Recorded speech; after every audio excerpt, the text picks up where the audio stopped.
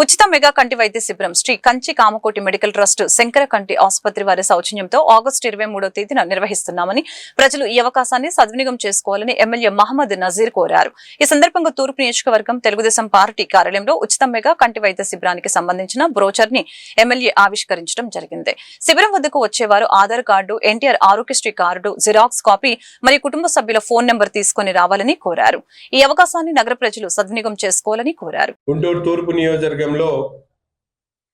23వ తారీఖు ఆదివారం ఉదయం 9 గంటల నుండి సాయంత్రం 3 గంటల వరకు ఉచిత కంటి వైద్య పరీక్షలతో పాటు అక్కడికి విచ్చేసేటువంటి ప్రతి ఒక్కరికి కూడా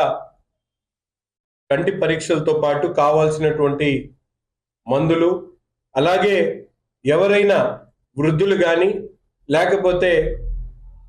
ఆపరేషన్స్ చేయించుకోవాల్సినటువంటి అవసరం ఉన్నటువంటి వాళ్ళకి ₹1 ఖర్చు లేకుండా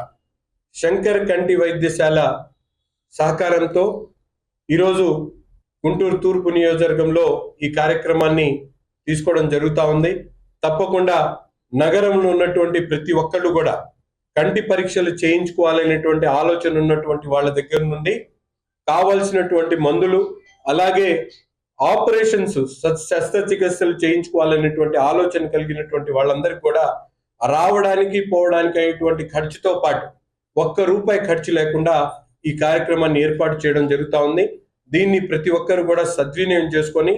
ఎవరైతే ఈ మీడియా ద్వారా తెలుసుకున్నటువంటి సోదరులు సోదరిమణులందరూ కూడా తమ చుట్టుపక్కల ఉన్నటువంటి పేదలకు, ముఖ్యంగా